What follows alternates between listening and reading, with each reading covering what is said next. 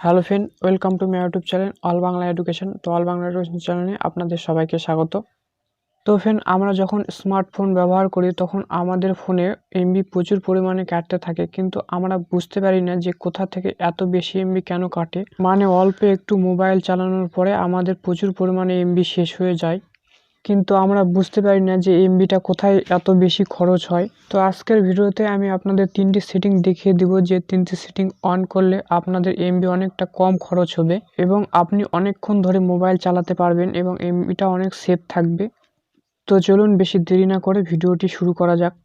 ভিডিওটি শুরু করার আগে আপনাদের কাছে একটি ছোট্ট রিকোয়েস্ট, আপনারা যদি এই চ্যানেলে নতুন হয়ে থাকেন তাহলে চ্যানেলটি অবশ্যই সাবস্ক্রাইব করে পাশে থাকা বেল আইকনটি অল নোটিফিকেশান অন করে দিন। তো ফ্রেন্ড, আমরা প্রথম সেটিংটি অন করব। তো সেই জন্য আমরা মোবাইলের প্লে স্টোর ওপেন করব। তারপর এখানে আমাদের প্রোফাইলের উপরে ক্লিক করব। এরপর এখান থেকে সেটিং অপশানে ক্লিক করব। তারপর নেটওয়ার্ক পারফরমেন্স অপশানে ক্লিক করব।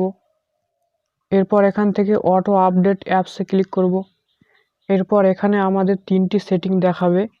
তো এখান থেকে আমরা ডোন্ট অটো আপডেটে ক্লিক করব, কারণ আমাদের মোবাইলের যে অ্যাপসগুলি রয়েছে কিছুদিন পর পর অটো আপডেট হতে থাকে, তো সেই জন্য আমাদের এমবিটা অনেকটা খরচ হয়। তো এবার থেকে এখানে অটোমেটিক আপডেট হবে না, তো আমাদের এমবিও খরচ হবে না। তো আপনি ইচ্ছা মতো অ্যাপসগুলি আপডেট দিতে পারবেন। এরপর আপনি আবার প্রোফাইলের উপরে ক্লিক করবেন। এরপর ম্যানেজ অ্যাপ অ্যান্ড ডিভাইস এর উপরে ক্লিক করবেন। এরপর সি ডিটেলসে ক্লিক করবেন। তারপর আপনি এখান থেকে ইচ্ছা মতো অ্যাপস আপডেট দিতে পারবেন। তো ফ্রেন্ড, এবারে দেখে নেব দ্বিতীয় সেটিং। মানে আমরা যখন ফেসবুক দেখি তখন ভিডিওগুলি অটোমেটিক প্লে হয়ে যায়, সেক্ষেত্রে আমাদের অনেক এমবি কাটে। তো প্রথমে আমরা ফেসবুক অ্যাপ্লিকেশনটি ওপেন করব। তারপর থ্রি লাইন অপশানে ক্লিক করব। এরপর এখান থেকে সেটিং অপশানে ক্লিক করব। তারপর একটু নিচে স্ক্রল করে এখানে দেখতে পাবো মিডিয়া বলে একটি অপশান। তো আমরা মিডিয়া অপশানে ক্লিক করব। এরপর নেভার অটো প্লে ভিডিওর উপরে ক্লিক করব।